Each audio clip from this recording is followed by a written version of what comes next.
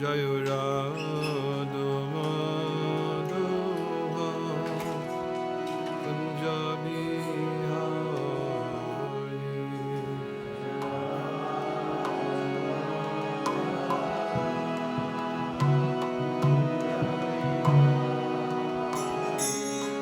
Jaya Radha Madhava Kunja Bihari.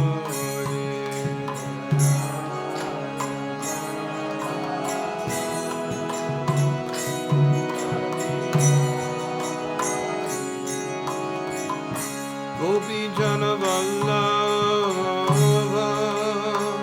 Girivare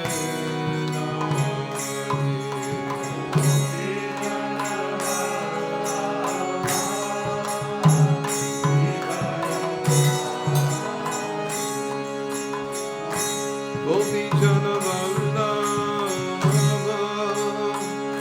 Girivare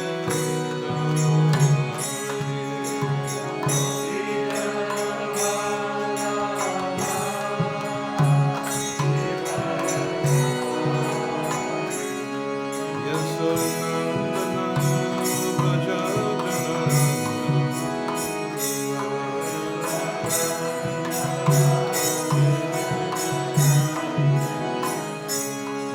Yasodhanandana Vrajajana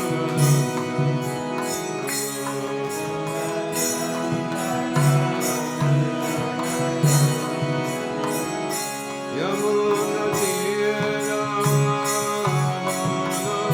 Chari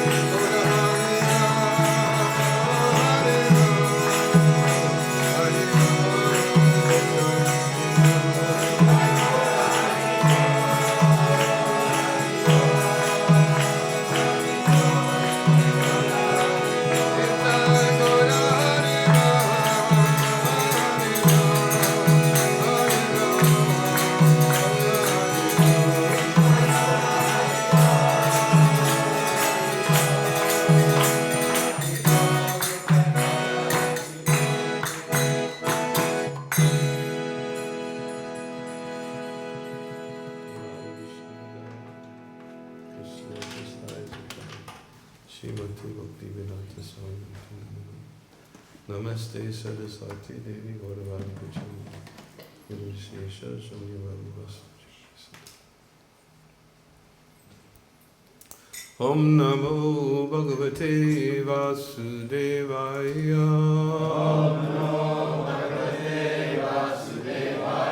Om Namo Bhagavate Vasudevaya.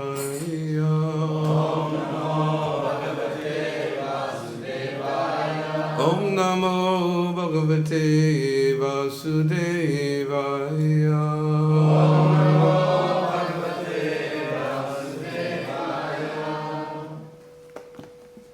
Reading from Bhagavad-gita.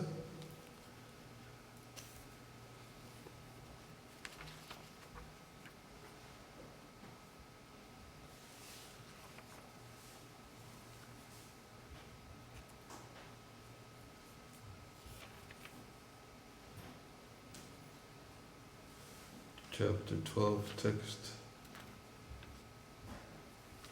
number 9. I'll read first the Sanskrit. Is there echo? Is there a need for echo? Try it now. Hare Krishna. Thank you.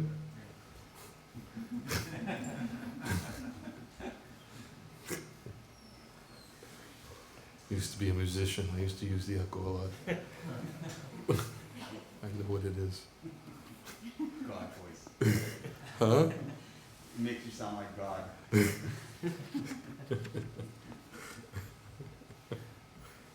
I didn't think like that back then.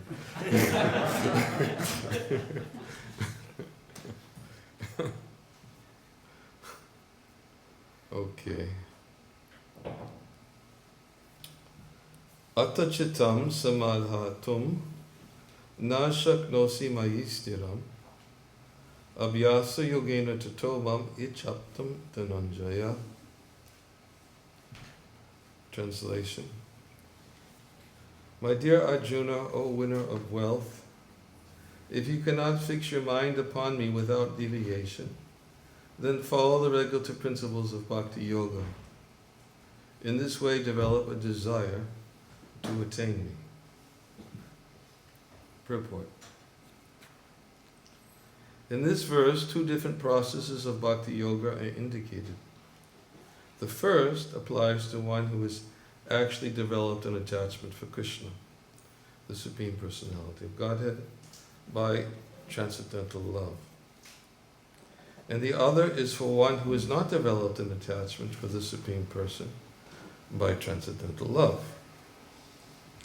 For this second class, there are different prescribed rules and regulations one can follow to be ultimately elevated to the stage of attachment to Krishna. Bhakti Yoga is the purification of the senses. At the present moment in material existence, the senses are always impure, being engaged in sense gratification. But by the practice of Bhakti Yoga, these senses can become purified, and in the purified state, they come directly in contact with the Supreme Lord.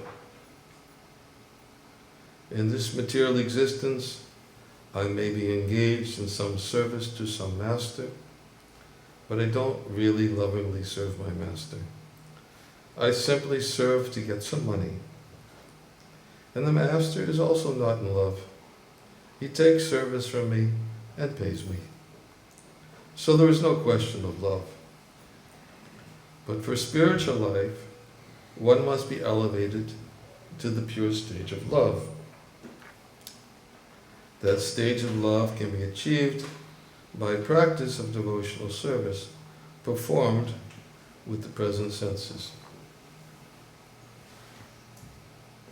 This love of God is now in a dormant state in everyone's heart. And there, love of God is manifested in different ways, but it is contaminated by material association. Now the heart has to be purified of the material association, and that dormant natural love for Krishna has to be revived That is the whole process. To practice the regulative principles of Bhakti Yoga, one should, under the guidance of an expert spiritual master, follow certain principles. One should rise early in the morning, take bath, enter the temple, and offer prayers and chant Hare Krishna. Then collect flowers to offer to the deity, cook foodstuffs to offer to the deity, take prasadam, and so on. There are various rules and regulations which one should follow. And one should constantly hear Bhagavad-gita and Srimad Bhagavatam from pure devotees. This practice can help anyone rise to the level of love of God, and then he is sure of his progress into the spiritual kingdom of God.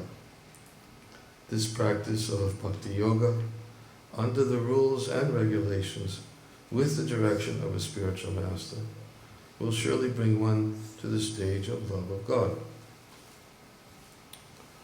Om Jnana Timirandasya Niranjana Swami Chakshu Unmilitam Nina Tasmai Shri Gurave Namaha Mukam Karoti Vachalo Bangum Mangayati Garim Yakripatamaham Vande Shri Guru Dinataranam Nama Om Vishnu Padaya Krishna Prastaya Bhutale Shrimate Bhaktivedanta Swami Iti Namane Namaste Saraswati Devi Gaurvani Pacharane Nirvishesha Shanyavari Pasta Chale Satarane Jai Shri Krishna Chaitanya Prabhu Nityananda Shri Advaita Gadadhar Shivasadi Gaura Bhaktivinoda Hare Krishna Krishna Krishna Hare Hare Hare Rama Rama Rama Hare Hare.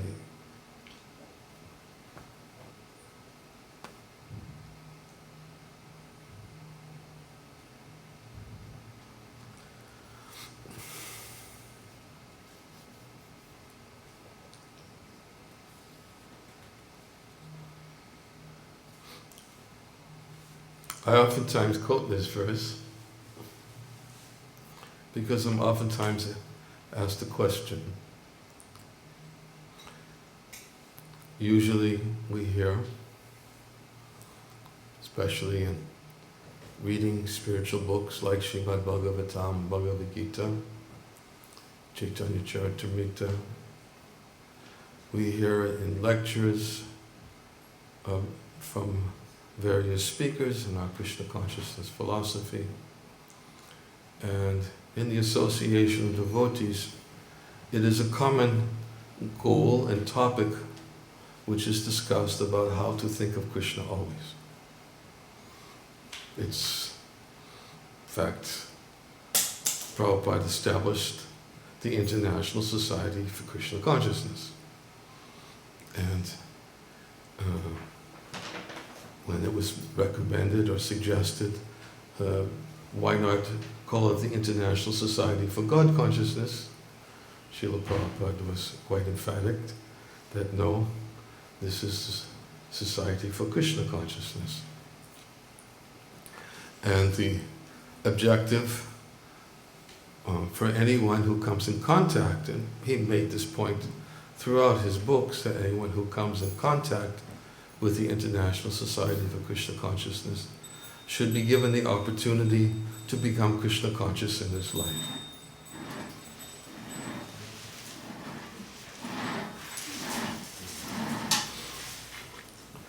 I don't think anybody who's come in contact from any platform, from any status in life, would object to the goal, that the goal is to always remember Krishna and to never forget Krishna.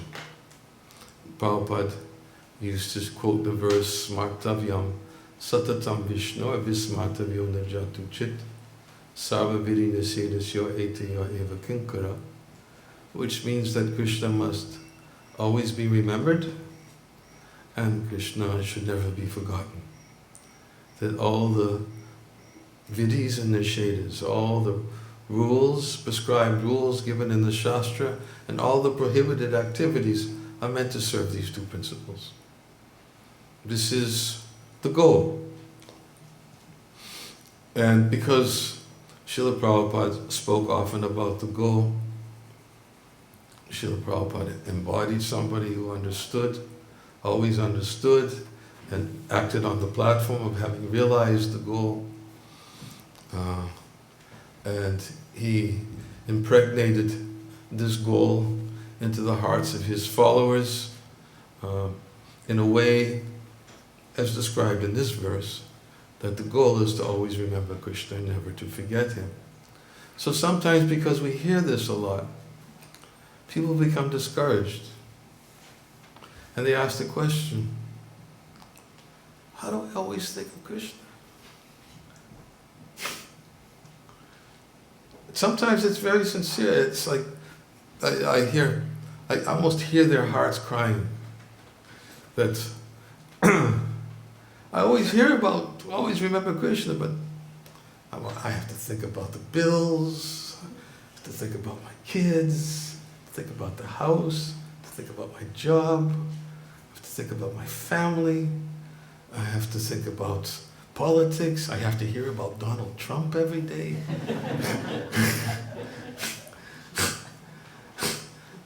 I have to know what's going on in the world, hearing about Iran and hearing about... And I'm supposed to think of Krishna all the time. I'm being bombarded all the time with information, especially this is the current scenario, with, I guess it's the age of information, right? Like how much information can we absorb in the course of 24 hours? So that's, if the amount of information we got bombarded with in 24 hours, probably in previous years was done in months, years. Of course, newspapers were always around. People always read the newspapers, but today, let me even see, right next to me, I have I had next to me, oh here it is, I have my phone,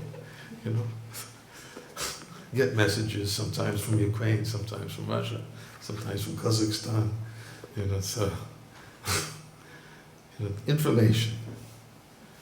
We get bombarded. And anybody who, like myself, who speaks about the message of Krishna consciousness, very naturally, I could feel empathy. That, I know it's not easy when we're bombarded by all this information constantly. Like I know for myself, practically every few days I get a message which is telling me what's my next flight to my next destination. I have to begin thinking about how to prepare for my next destination. This information just really triggers, like it's like a trigger that triggers off a whole sequence of thoughts, and before you know it, hey, where's Krishna? Where's Krishna? And so I'm trying to at least feel this empathy towards the question when it's being asked.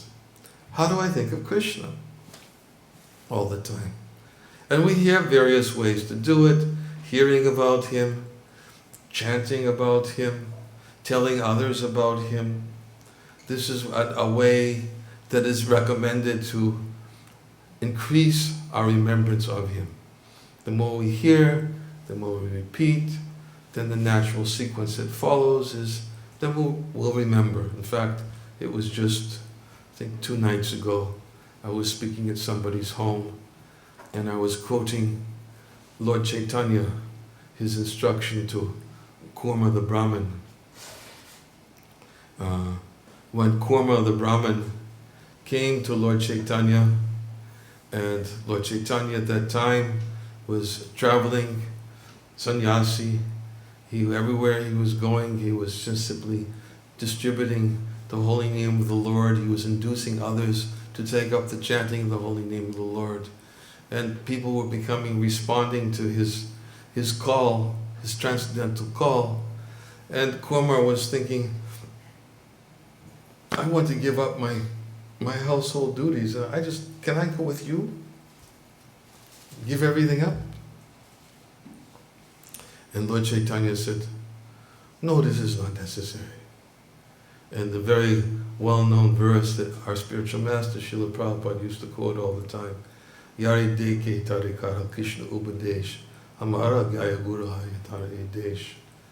He used to quote this verse as this is Chaitanya Mahaprabhu's order, that simply Yari deke tarikara Krishna upadesh. Tell everybody you meet about Krishna. As according to the teachings that you hear from Srimad Bhagavatam or Bhagavad-gita. In this way become spiritual master and deliver everyone in the land. So he told Karma the Brahmin, no, you don't have to give up household life. And in fact, after giving this instruction, he says, if you follow this, you'll find no obstacles whatsoever in your household life.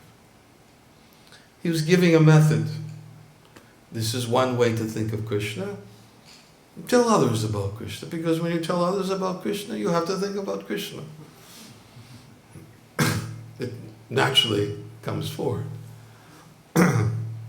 This was Srila Prabhupada's mood, his mission, and this is how he actually pushed forward the Krishna consciousness movement. But then again, how much time do I have to tell others about Krishna? I've got to work. If I start telling my boss about Krishna, I'll lose my job. If I tell my clients about Krishna, I'll lose my clients. We begin to find various obstacles for that recommended procedure for becoming Krishna consciousness, becoming Krishna conscious. And then by the time we finish with our day's work, and our week-long obligation to family and discussing various affairs and the activities of the family and work. And then when it comes time to engage in those activities which are meant to foster our Krishna consciousness, we think, I'm just so exhausted, I'm so tired. How do I... And sometimes people even ask me the question, how do I find time to chant Hare Krishna? Very common question. These are common questions. How do I find time? This verse is about finding time to chant Hare Krishna. We'll get to it. But that's what this verse is about. But we'll get to it. When people ask the question, how do I find time to chant Hare Krishna? I usually answer their question with a question. And is, do you find time to eat?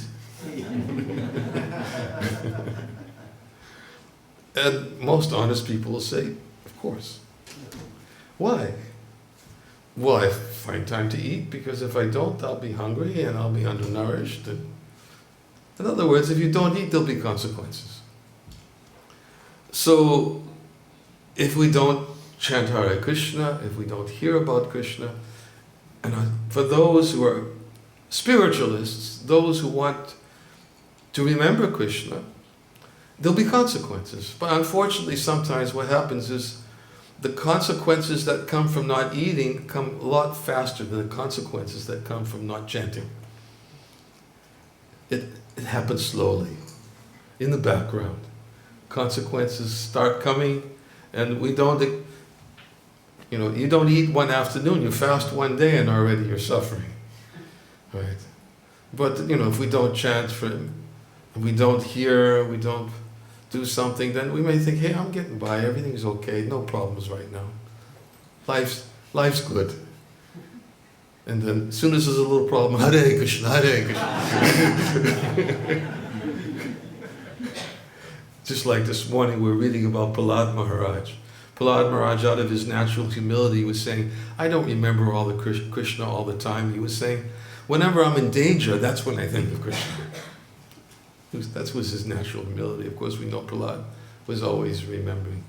So, yes, we go on for a week, 2 weeks, 3 weeks, saying, hey, life's good, not so bad, no consequences, and then something happens.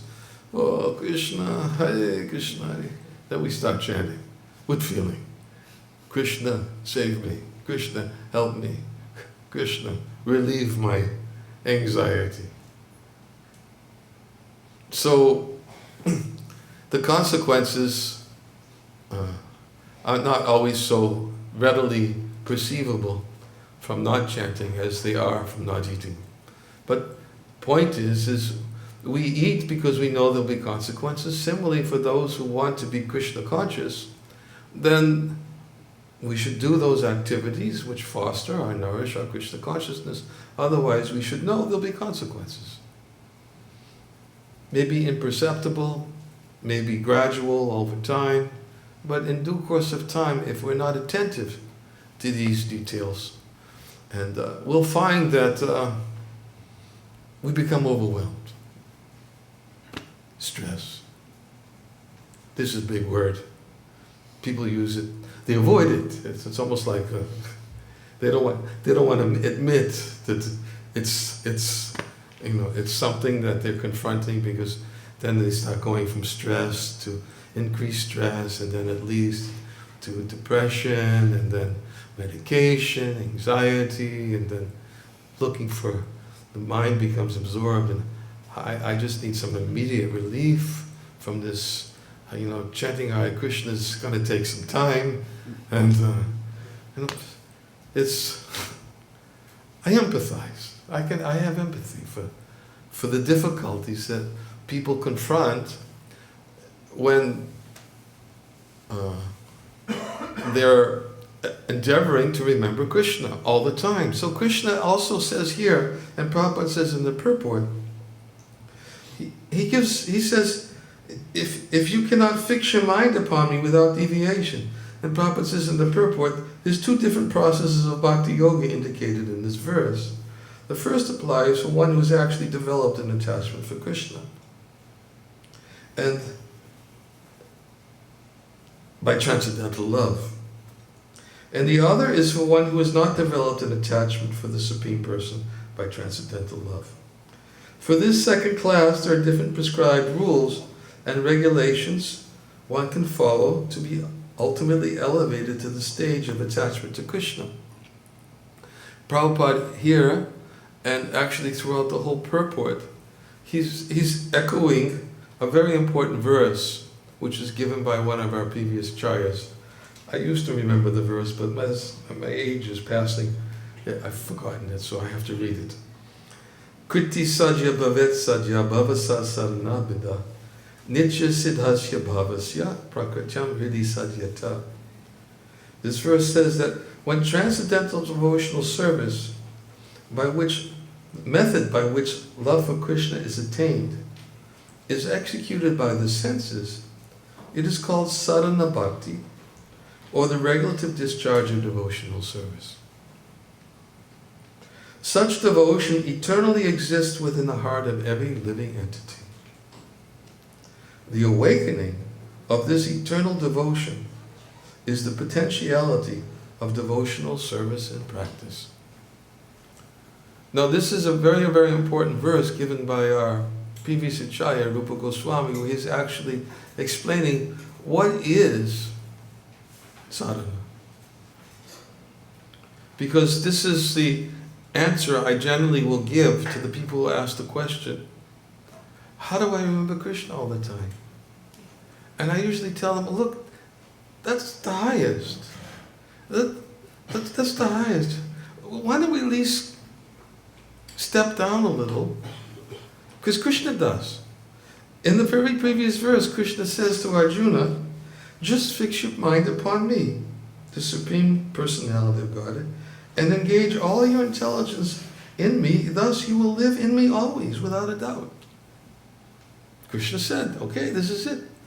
Fix your mind on me, always. Fix your consciousness. But then he says, if you can't fix your mind on me always, very next verse, he understands. He knows. He also has empathy. If you can't fix your mind on me always, then follow the regulative principles of bhakti yoga. And in this way, cultivate a desire to attain me. I oftentimes, when quoting this verse, I give a little explanation that sometimes when people hear regulative principles of bhakti yoga, they think because anybody who's associated with the movement, they know that we follow 4 regulative principles. Right? No intoxication, no meat eating, no gambling, no illicit sexual connection. But that's not what Krishna is telling Arjuna, to follow the 4 regulative principles. These regulative principles are the principles of human life. They're not the regulative principles of Bhakti Yoga. It's how to live like a human. Bhakti Yoga, if one wants to actually cultivate devotion, these 4 regulative principles are favorable for the cultivation of devotion. But actually, when Krishna tells Arjuna, follow the regulative principles of devotional service, what he's saying is, regulate your life in such a way that you can remember me. Because you can't fix your mind upon me all the time. Okay, I understand. Okay, you can't fix your mind upon me all the time. Then at least regulate your life in such a way so you can think of me. And in fact, I oftentimes quote a verse by one of our previous acharyas. His name is Vishwanath Chakravarti Thakur, who gives his commentary to the verse Smartavyam Satatam Vishnu Vismartavyo Najatu Chit Sarva Vidi Nisedasyor Eteyor Eva Kinkara. This verse is, Krishna must always be remembered. Krishna must never be forgotten. All the rules, all the prohibitions given in the scriptures are meant to serve these 2 principles. So he explains in reference to this verse, he says we should take note that in this verse from the Vishnu Purana, it is stated vidis and nishedas. There's prescribed activities, which are called vidis, and nishedas are prohibited activities, things that we should avoid, we shouldn't do. Right?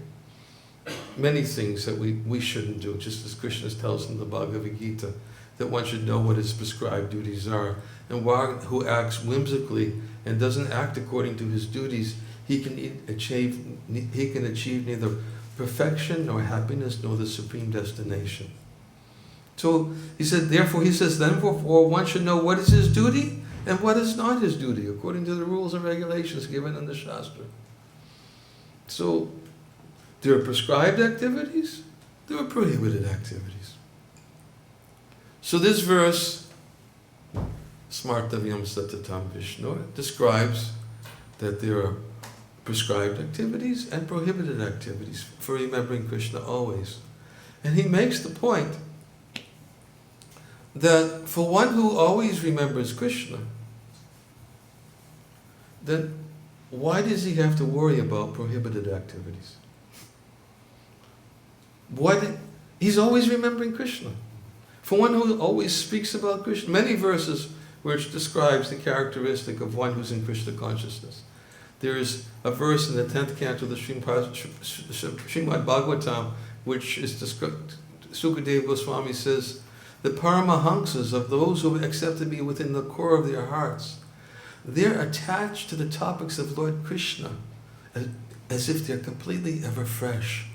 They're always hearing and chanting such topics about Krishna in the same way materialistic persons are attached to the topics of women and sex. Sukadeva Goswami says, just like materialistic persons, because what's in their heart, whatever's in their heart, anything they see will spontaneously trigger some kata. Right? If they're always absorbed in these thoughts, whatever they see, did you see that? It immediately triggers lusty desires in the heart, because that's what's in the core of the heart. So he uses that analogy, just as materialists are always attached to the opposite sex and for sense gratification, because that's within the core of their heart. The same way Paramahamsas who accepted Krishna within the core of their heart, they're always attached to speaking about Krishna. And because whatever they see, it reminds them of Krishna whoever they approach, they immediately think, let me tell them about Krishna. They're forgetful of Krishna.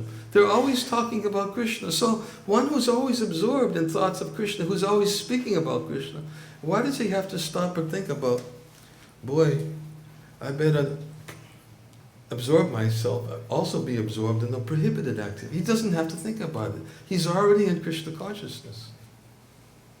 So therefore, Vishwanath Chakravarti Thakur says, this verse, smartavya satatam vishnur. Now, satatam, generally we take the literal translation of the word satatam.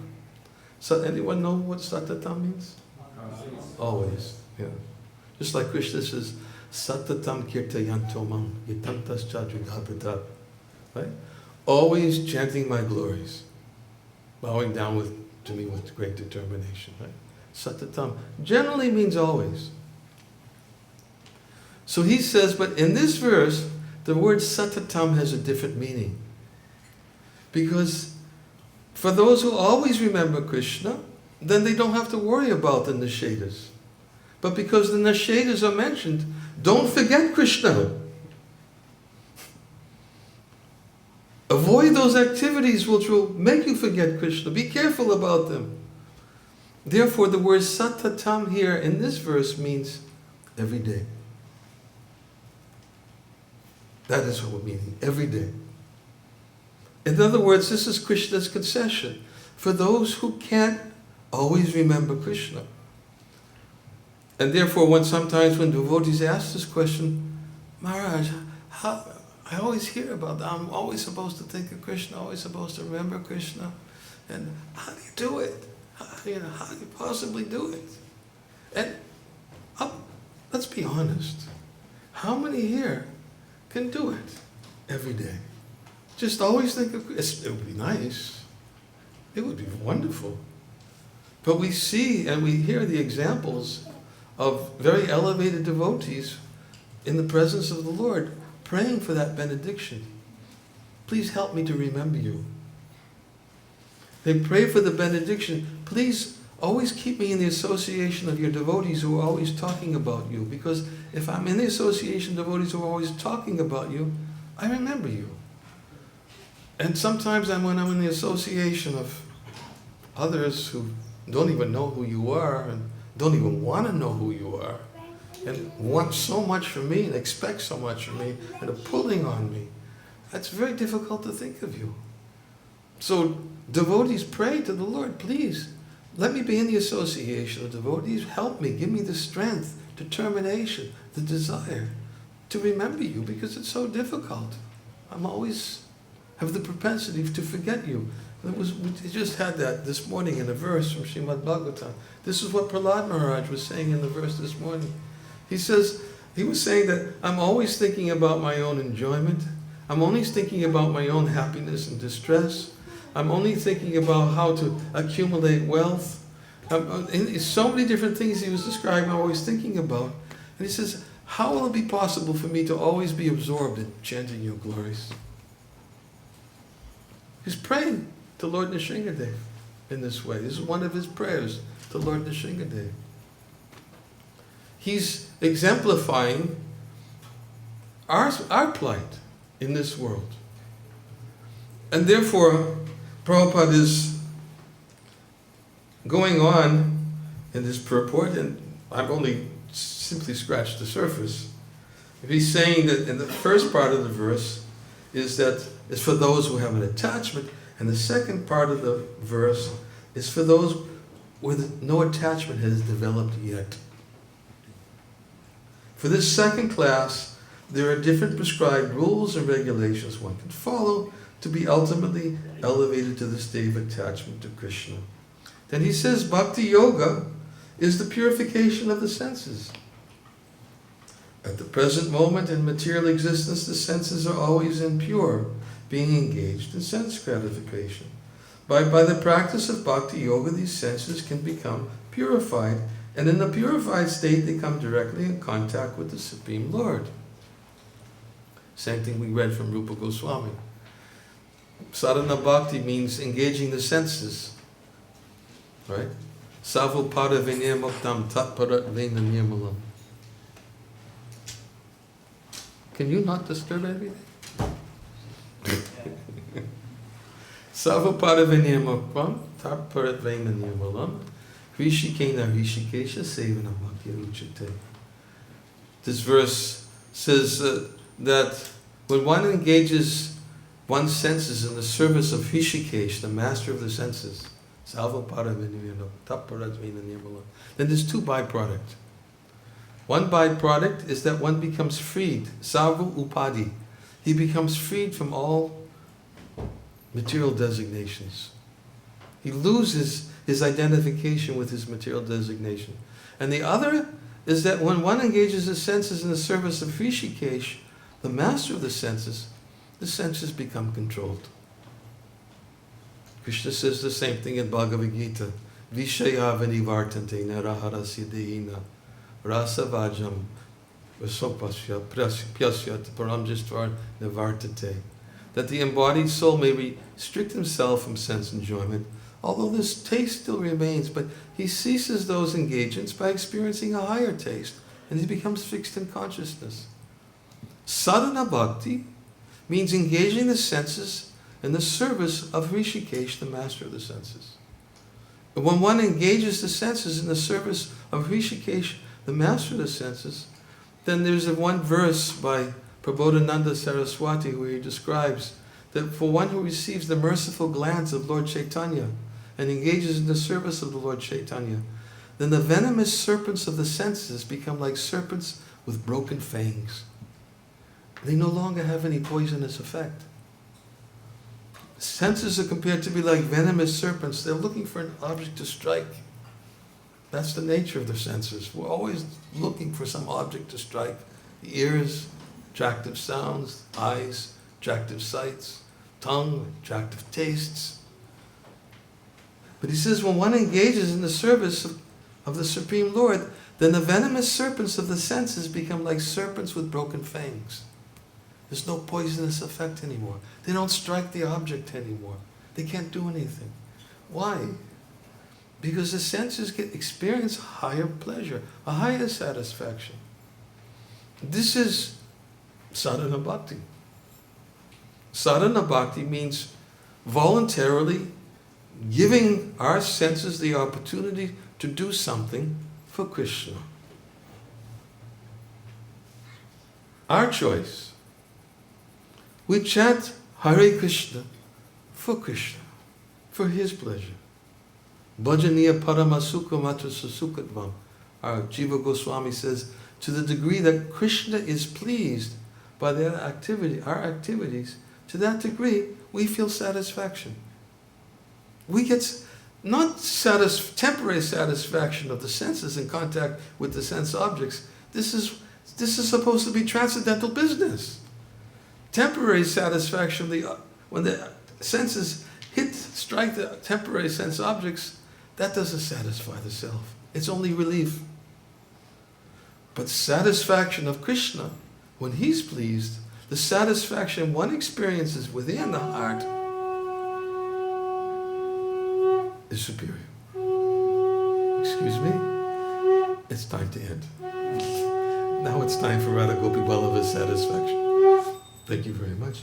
Hare Krishna.